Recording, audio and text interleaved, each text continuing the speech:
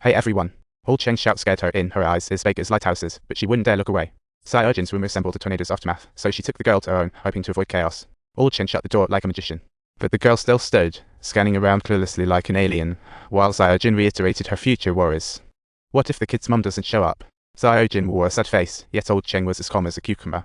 The mum promised at 9:30, but she might as well be in witness protection. Old Cheng and Siourgen failed debt collection and were scolded by their boss. Old Cheng erupted his anger on the girl like a volcano. But knowing she was wrong, the girl didn't dare fight back. In the jam, she slyly unbuckled her seatbelt, looking restless. She bolted out like a hamster, Old Cheng chasing. She left her shoes behind to escape. Exhausted, she decided to hide, while Siourgen's eyes looked confused and somehow missed her.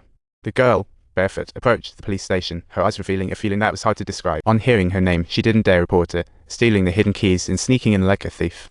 When she turned on the lights, it felt like a circus, no adults in sight. She sighed with relief. She peeled gum from Siourgen's eyes. The door opened, flashing mum memories. They often stayed here. Due to her mum's undocumented status, they had to hide like cats, yet the girl never lacked a sprinkle of maternal love. As she gazed at her mum's picture, her eyes filled with nostalgia until hunger struck, prompting her to cook. Luckily, the cops left leftovers and milk. Under dim light, she nibbled cold rice balls, feeling like at a party. A wave of unexplainable grievance washed over her, tears nearly breaking free, while Old Cheng found the woman. Sadly, she was detained by immigration. Spotting her alone, Old Cheng suddenly felt uneasy. The girl couldn't find her mom and was certainly dangerous. The woman mentioned the girl's uncle. Old Cheng's call would bring money for her bail, like a classic movie trope. Thinking about the boss smug face, Old Cheng had no choice but to believe the priority was to find the girl in one piece. The girl found a backpack and cash in her mom's storage, looking like a misplaced actress with the big bag. But she smiled brightly, left a note for her mom, and set off in oversized flip-flops on an unknown journey. The uncle found this place, spotting the abandoned shoe. A few days later, the girl's face bore signs of wear and tear. Her wandering along the main road during the night brought about the scene from the beginning, precisely at the moment she encountered his ongoing report. Where are you even heading to?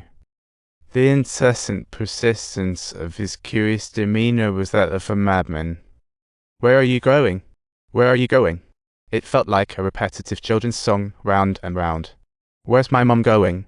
Even if she loves her dearly. Her heart trembled. The girl clung to Siourgen tightly while Siourgen tirelessly comforted her.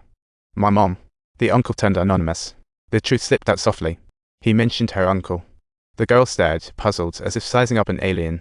That feeling of grievance couldn't fade just yet. She knew how house chores worked, organizing everything like a champ. When the teacher and Siourgen returned, they quickly noticed the lazy transformation in the house as the girl awaited compliment proud. Then bow. What the heck is this? I'm not paying for this nonsense, beat it. Everyone laughed. What a ridiculous situation. In our house, you have to work for your meal. How can someone like me just eat and do nothing? This is outrageous. The girl knew the uncle had a sharp tongue but a soft heart. He was just sitting down, eager to pour her some water. Old Cheng shook his head, and she walked up to him, thinking, I'm just waiting for you. Right? Yeah, sure. Old Cheng tricked the girl again, saying following the uncle would lead her to her mother. Her questions made him feel a twinge of guilt. Old Cheng painted a rosy picture of the future, but the girl couldn't read the guilt in his eyes as the phone rang. It was that Uncle Shed never met. The other party was willing to pay $500 deposit, then another $500 on delivery. The girl didn't realize her value had soared. Along the way, the girl grinned ear to ear, happier than if she'd eaten honey, finally about to meet her mom. She introduced herself and then asked, What's your name? Dirt Hand? The last dirt hand, dirt. Totally lost here. Dirt. Does it strike you as amusing? She gave her a new name, feigning disinterest while mumbling, Not bad though. She even chuckled, holding on to her like it was the deal of the century.